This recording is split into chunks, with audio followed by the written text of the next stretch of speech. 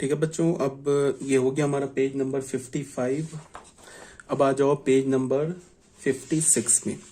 देखो ये जो 56 में है ना, ये दो फॉर्मूला गिवन है विदाउट एनी प्रूफ। इस फॉर्मूले का जो यूज होता है ना, ये कभी कभी क्या होता है कि जेई एडवांस में ये जो रिजल्ट नंबर प्रॉपर्टी नंबर 11 है ना, इसको डायरेक्ट यूज कर लेते हैं। ठीक है, और ये 10th और 11th, ये जेई मेंस और एडवांस में, ये एडवांस में अक्सर पूछ लेते हैं। ये रिजल्ट नंबर 11 ये डायरेक्ट यूज कर लेते हैं, तो इससे रट जाओ ये प्रॉपर्टी को। ये बहुत सिंपल है। जैसे 10th में देखते हैं। 10th में हमें क्या बोल रहा है कि greatest integer of X plus Y, ये किसके इक्वल होगा? Greatest integer of X plus Y plus X minus greatest integer of X का whole for all X Y belongs to R. For example ले लो तुम, कोई भी रियल नंबर हो, एक्स वाई कोई भी दुनिया का रियल नंबर हो, उसके लिए रिजल्ट ट्रू है। फॉर एग्जाम्पल एक्स का वैल्यू मान लो √2 ले लिया, एंड वाई का वैल्यू तुमने मान लो क्या ले लिया, पाई ले लिया। अब एक बार देख लेते हैं ट्रू है कि नहीं। √2 प्लस पाई, इसका ग्रेटेस्ट इंटीजर क्या होगा? अच्छा, √2 क्या होगा? √2 का अप्रॉक्स वैल्यू क्या होगा? Approx value 1.414। पाई का वैल्यू क्या होगा? 3.1414। ये अप्रॉक्स वैल्यू ले रहा हूं मैं, तो 4554 4.5 समथिंग टाइप का। तो इसका ग्रेटेस्ट इंटीजर क्या हो जाएगा? 4।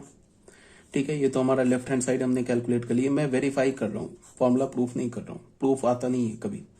Greatest integer of X plus Y plus X minus greatest integer of X, ये राइट हैंड साइड है।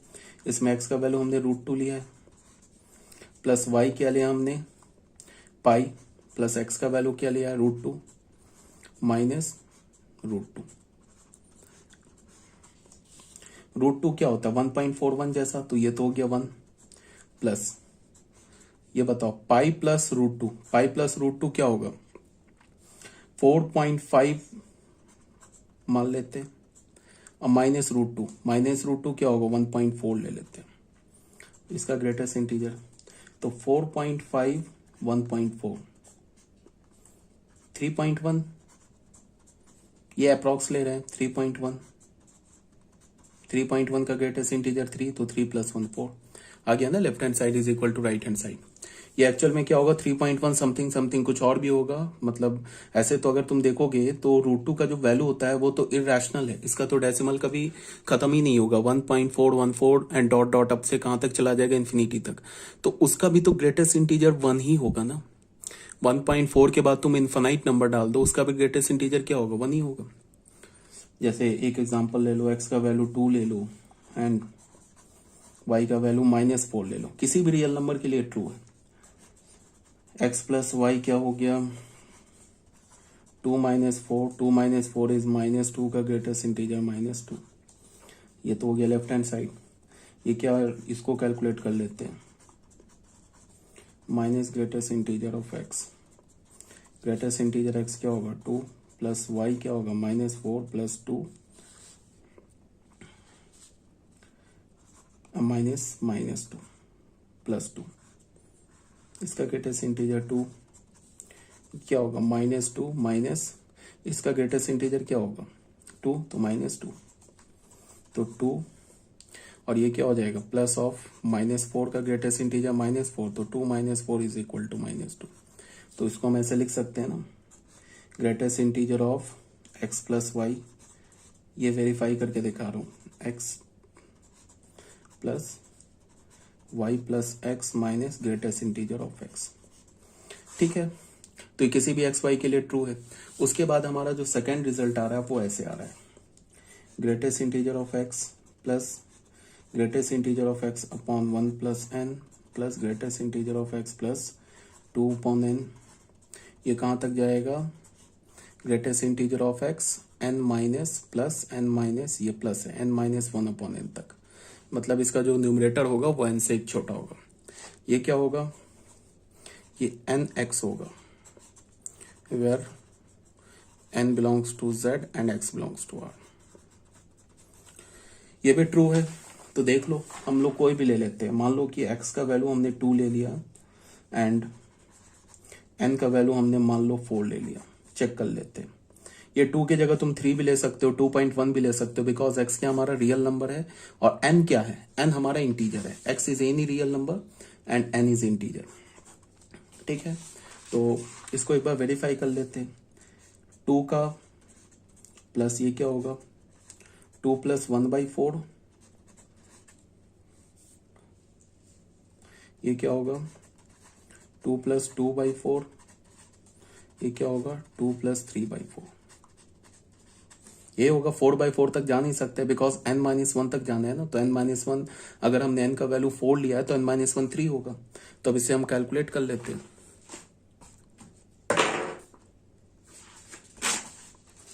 इसे हम कुछ नहीं कैलकुलेट कर लेते हैं।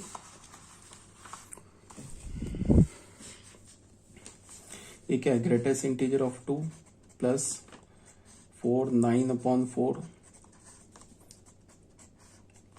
4 2 10/4, 11/4। 2 का तो ग्रेटेस्ट इंटीजर 2 हो गया और 9/4 क्या होगा 2 पॉइंट समथिंग, तो 2 पॉइंट समथिंग का ग्रेटेस्ट इंटीजर 2। ये क्या लिखा हुआ है 5/2, 2.5, 2.5 का ग्रेटेस्ट इंटीजर 2। ये क्या लिखा हुआ है 11/4 क्या होगा 2 पॉइंट समथिंग, 2 पॉइंट समथिंग का भी ग्रेटेस्ट इंटीजर 4, 4 6 8 8 आ गया। अब nx कैलकुलेट करते हैं, n इंटू एक्स। n का वैल्यू हमने क्या लिया 4 और x का वैल्यू क्या लिया 2, 8। Left hand side is equal to right hand side.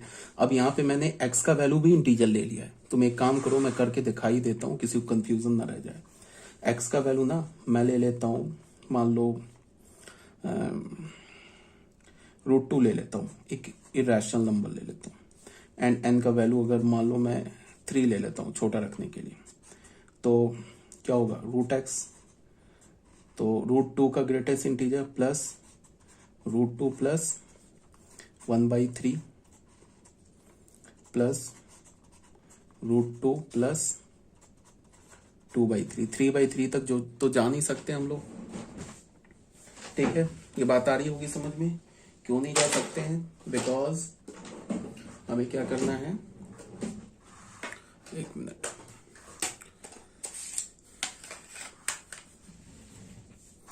तो √2 का ग्रेटेस्ट इंटीजर क्या होगा 1.414, तो 1.414 का ग्रेटेस्ट इंटीजर 1 प्लस ये √2 क्या लिखा है, अप्रॉक्स वैल्यू लिख रहा हूं 1.4 प्लस 1/3 क्या होगा 1/3 होगा 0.33, तो अप्रॉक्स लिख रहा हूं 0.3 प्लस ये क्या होगा ये 1.4 प्लस ये 2/3 क्या होगा 0.6, अप्रॉक्स ले रहा हूं 0.6, तो ये तो 1 हो गया, ये क्या हो गया 1.7 अप्रॉक्स वैल्यू है, प्लस ये क्या हो गया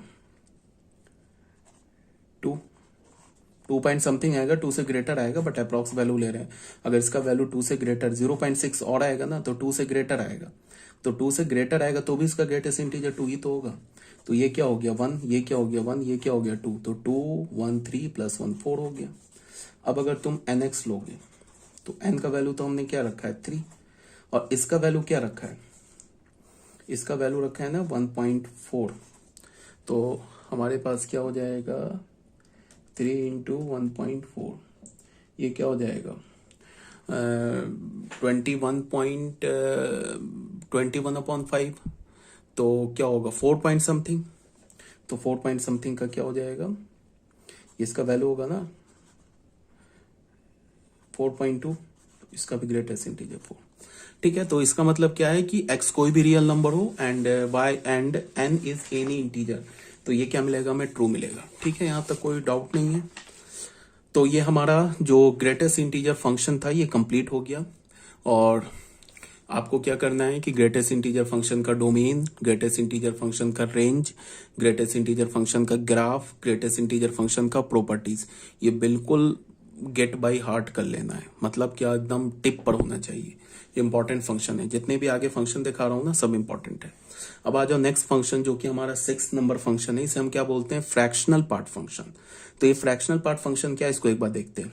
for any real number X we use the symbol ऐसे करके कर्ली ब्रैकेट एक्स लिखते हैं। ये हमारा सेट एक्स नहीं है, तो कोई बच्चा बोलेगा कि अच्छा, यहाँ पे एक कंफ्यूजन ये हो सकता है कि कोई बच्चा बोलेगा कि ये हमें कैसे पता चलेगा कि ये ब्रैकेट में x लिखा हुआ है या ग्रेटेस्ट इंटीजर x है। तो जब भी क्वेश्चन में चाहे वो बोर्ड हो, चाहे वो जेई मेंस हो, एडवांस हो, जब भी ग्रेटेस्ट इंटीजर फंक्शन इन्वॉल्व होगा तो वहां क्वेश्चन में मेंशन कर देगा, फिर ऐसे करके लिख देगा इज, ऐसे लिखेगा ऐसे करके पॉइंट डाल के, is the greatest integer function ऐसे क्वेश्चन में लिख देगा जब भी अगर ग्रेटेस्ट इंटीजर फंक्शन इन्वॉल्व होगा।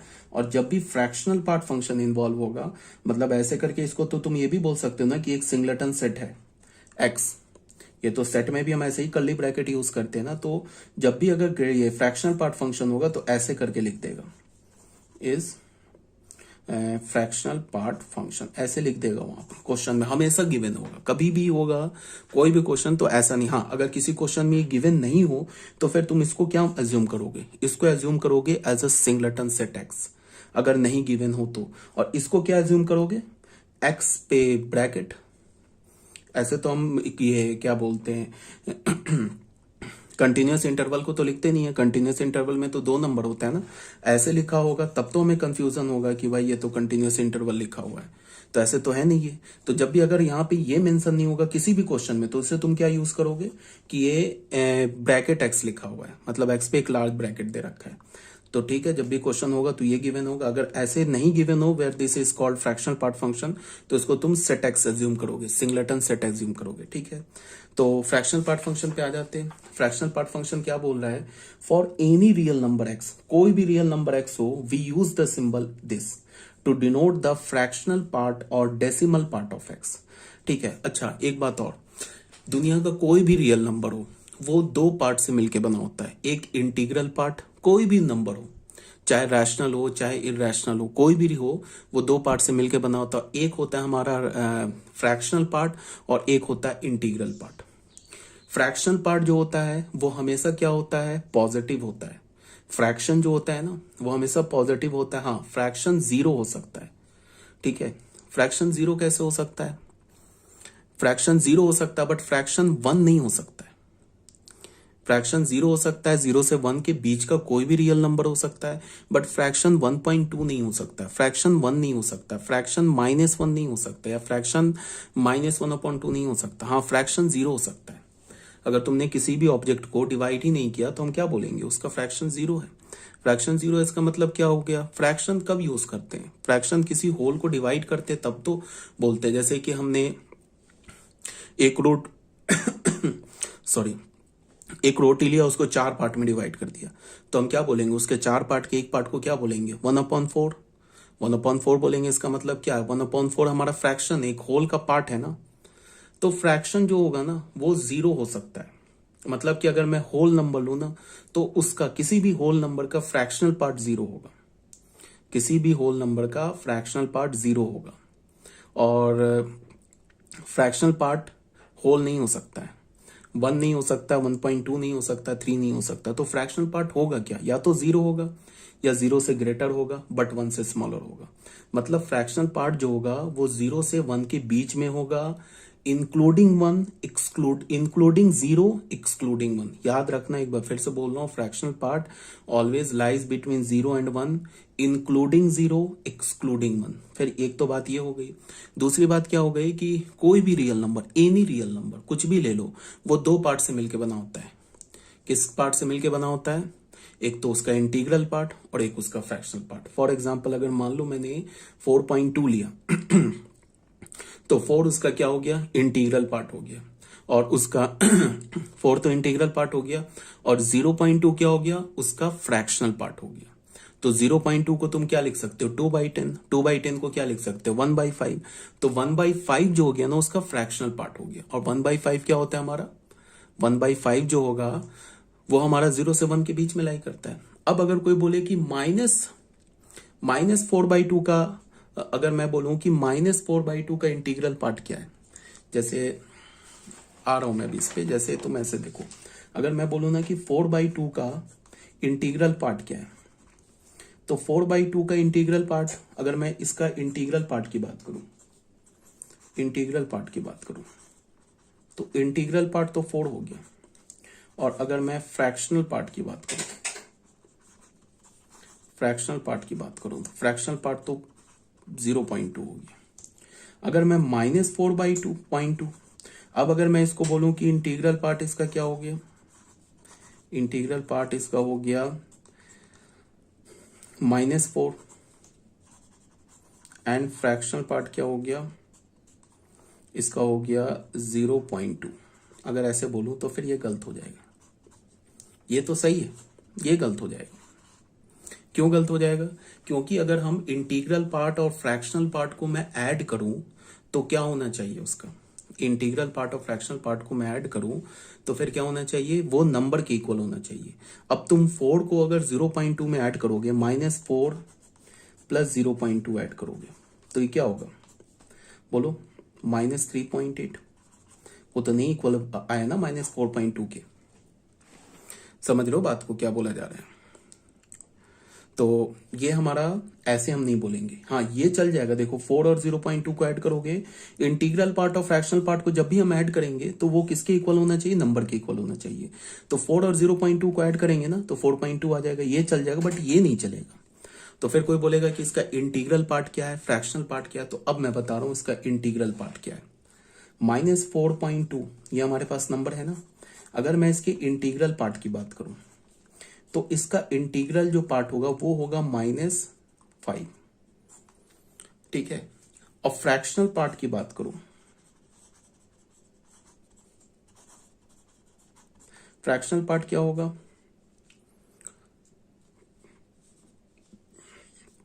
इसका अगर तुम फ्रैक्शनल पार्ट लोगे तो ये होगा -4.2 +5। ये क्या हो जाएगा, 5 में से 4.2 करोगे ये हो जाएगा 0.8। अब बच्चों तुम देखो, अब ये कैसे आ रहा है मैं बता रहा हूं। अब यहां तुम -5 और 0.8 को ऐड करो, -5.0 और 0.8 क्या होगा बताओ, 2.4 -4.2 आ गया। तो अब इसका इंटीग्रल पार्ट क्या हो गया, -5। अब फ्रैक्शनल पार्ट क्या हो गया, 0.8। अब ये सही है। अब तुम इंटीग्रल पार्ट और इसको क्या बोलता हूं, फ्रैक्शनल पार्ट को ऐड करोगे तो रियल नंबर, ये ओरिजिनल नंबर के इक्वल आ जाएगा, ठीक है।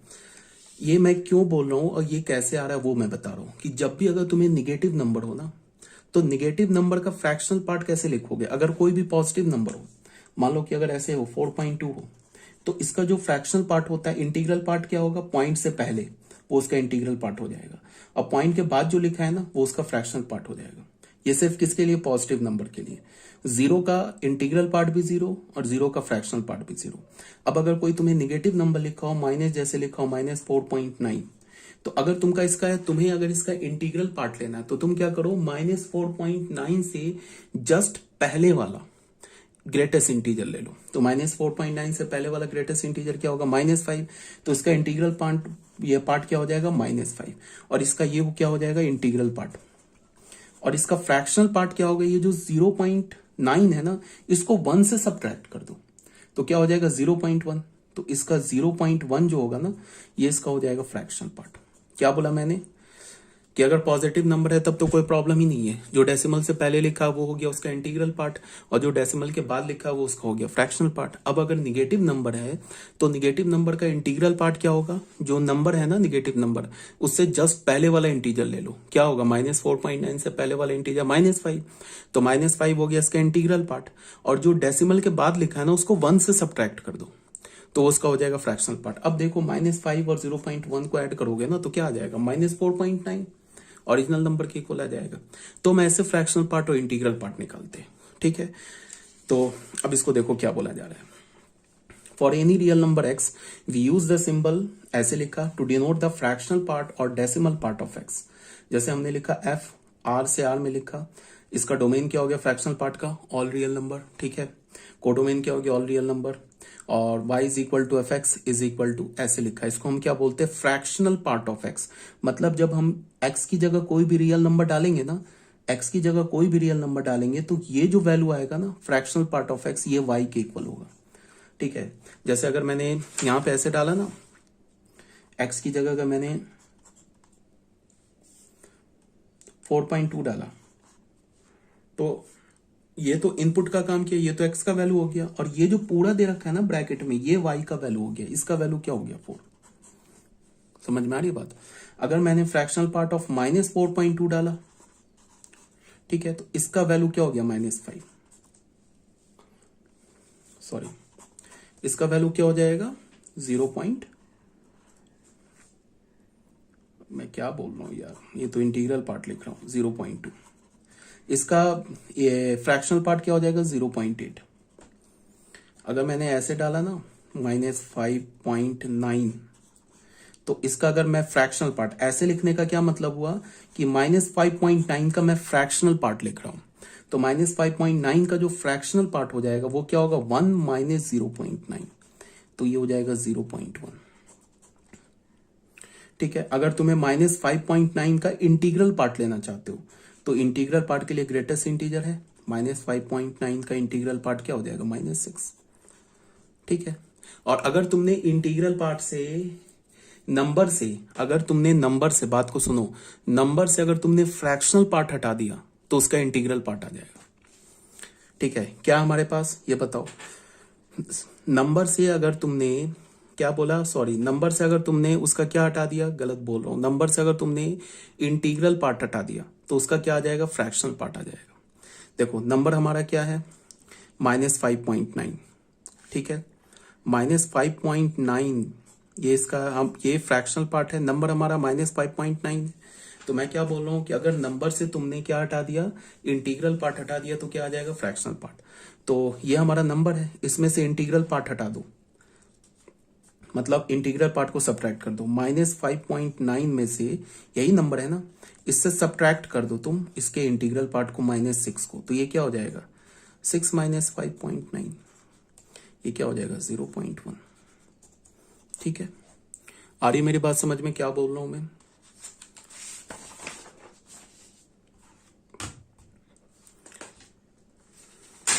देखो यहां पे क्या बोल रहा है कि fx जो है ना, ये फ्रैक्शनल पार्ट ऑफ x है, ये किसके इक्वल होगा, ये नंबर ले लिया, x नंबर लिया, माइनस इंटीग्रल पार्ट कर दिया, ये है ना इंटीग्रल पार्ट। तो अगर हमें किसी भी नंबर का फ्रैक्शनल पार्ट निकालना है तो हम नंबर से क्या करेंगे, उसके इंटीग्रल पार्ट को सब्ट्रैक्ट कर देंगे, तो क्या आ जाएगा उसका फ्रैक्शनल पार्ट। तो x minus integral part of x कर दिया for all x belongs to r, तो ये हो जाएगा उसका फ्रैक्शनल पार्ट। अब इस फंक्शन का डोमेन क्या होगा, डोमेन तो ऑल रियल नंबर होगा, क्यों, बिकॉज हम किसी भी रियल नंबर का फ्रैक्शनल पार्ट निकाल सकते हैं, तो डोमेन x की वैल्यू तो ऑल रियल नंबर होगी, बिकॉज हम किसी भी रियल नंबर का फ्रैक्शनल पार्ट निकाल सकते हैं। बट y किसके इक्वल है, fx के इक्वल है, fx किसके इक्वल है, फ्रैक्शनल पार्ट ऑफ x के इक्वल है, तो y का पॉसिबल वैल्यू क्या होगा। अभी मैंने बोला ना कि y तो फ्रैक्शनल पार्ट ऑफ x है ना, तो y का पॉसिबल वैल्यू क्या होगा, y का पॉसिबल वैल्यूज होगा 0 to 1, इंक्लूडिंग 0 एक्सक्लूडिंग 1। तो अगर मैं तुम्हें रेंज पूछूं ना कि फंक्शन का रेंज क्या है, तो फंक्शन का जो रेंज है ना वो क्या होगा 0 to 1, इंक्लूडिंग 0 एक्सक्लूडिंग 1, मीन 0 पर क्या होगा क्लोज्ड और 1 पे क्या होगा ओपन। ठीक है, अब फ्रैक्शनल पार्ट का ग्राफ ड्रॉ करते हैं, तुम चीजों को ध्यान से देखो। और ये जो भी बता रहा हूं ना फंक्शन, ये बहुत इंपॉर्टेंट बता रहा हूँ, 12th क्लास के जो बच्चे होंगे वो भी भूल गए होंगे, सबको मैंने 12th क्लास में पढ़ाया, लेकिन भूल गए होंगे 12th के बच्चे। 11th के लिए तो बिल्कुल नया है, जो 11th के स्टूडेंट है, जो हमारा पीडीएफ नंबर 3 भेज चुका हूं मैं, जिसको मैंने गलती से पीडीएफ नंबर 2 लिख दिया था, तो ये जो अभी लास्ट में अभी पीडीएफ नंबर 4 जो भेजूंगा ना, इसमें 11th क्लास कंप्लीट हो जाएगा। ठीक है, उसके बाद पीडीएफ नंबर 4 के बाद जो पीडीएफ नंबर 5 होगा वो स्पेशली 12th क्लास के लिए होगा, मैं 11th क्लास को सेंड ही नहीं करूंगा। ठीक है, ऐसे मैं यूट्यूब पे डाल रहा हूँ सारे वीडियोस और सारे पीडीएफ तो नहीं डाल रहा हूँ, पीडीएफ तो तुम ले सकते हो, पीडीएफ भी कोशिश कर रहा हूँ यूट्यूब पे डालने का, बट वो अभी समझ में नहीं आ रहा कैसे डालना है। तो वीडियो लेक्चर जो भी मैं, देखो बच्चों तुम लोग को एक बात बता रहा हूँ कि जो भी मैं वीडियो बना रहा हूँ ना, अगर तुम लोग की किसी स्टूडेंट के पास नहीं है तो ईजिली जाके तुम वो मेरे जो चैनल है ना यूट्यूब, उससे देख सकते हो, उसमें सारे वीडियोस, जितने वीडियो अभी तुम लोगों को भेजे ना, सारे A to Z video uploaded है उसमें। अच्छा ये, अच्छा सॉरी,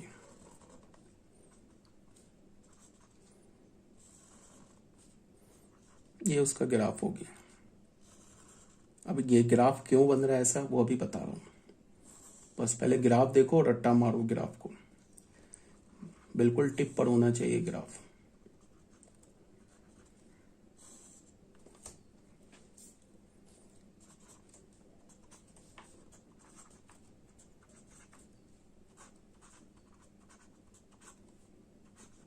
ये वाई एक्सिस हो गया, ये ग्राफ है, ये वाई डैश हो गया, ये एक्स एक्सिस हो गया। ये ग्राफ है फ्रैक्शनल पार्ट ऑफ एक्स का। अब ये कैसे आया वो बता रहा हूं। सबसे पहले तुम ऐसे देखो कि उससे भी पहले तुम देखो कि इस लाइन की क्या इक्वेशन है। ये जो लाइन है ना, इस लाइन की इक्वेशन देखो क्या है। इस लाइन को अगर मैं एक्सटेंड कर देता हूं ऐसे करके, मान लो ये ऐसे एक्सटेंड कर देता हूं, ये जो एक्सटेंडेड लाइन बना रहा हूं ये ग्राफ का पार्ट नहीं है, फ्रैक्शनल पार्ट ऑफ एक्स का पार्ट नहीं है। इसको मैं एक्सटेंड कर देता हूं ऐसे करके, इसको मैं एक्सटेंड कर देता हूं ऐसे करके।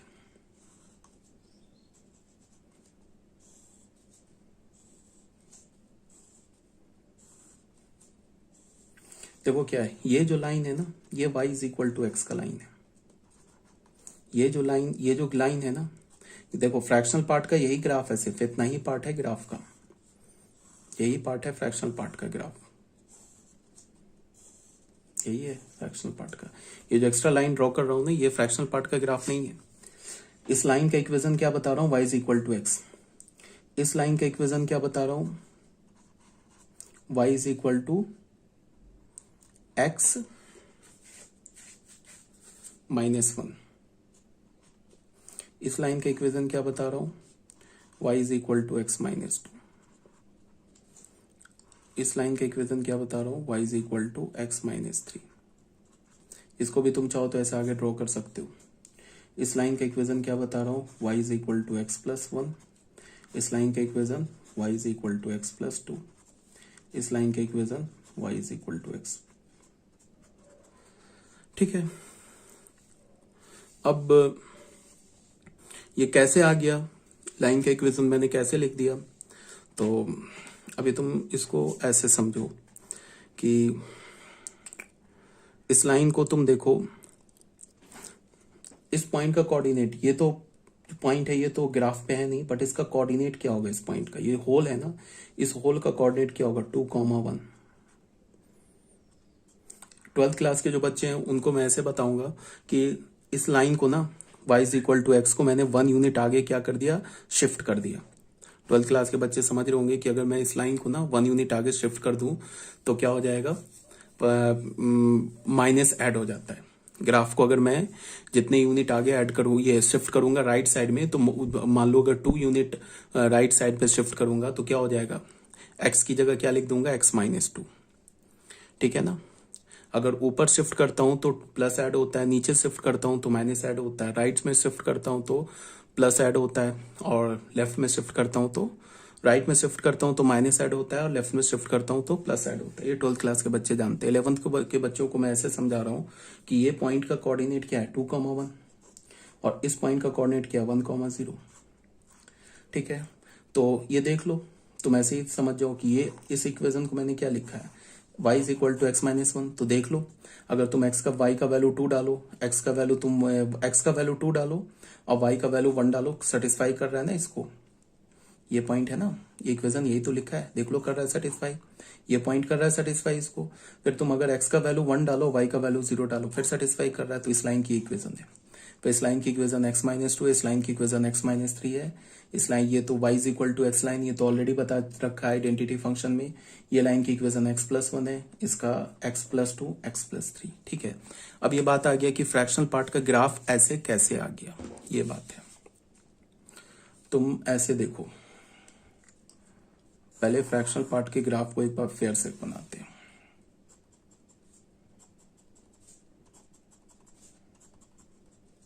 इसका ग्राफ ऐसा होगा, ये पार्ट नहीं है जो डॉटेड दे रहा हूं, ये ग्राफ का पार्ट नहीं है।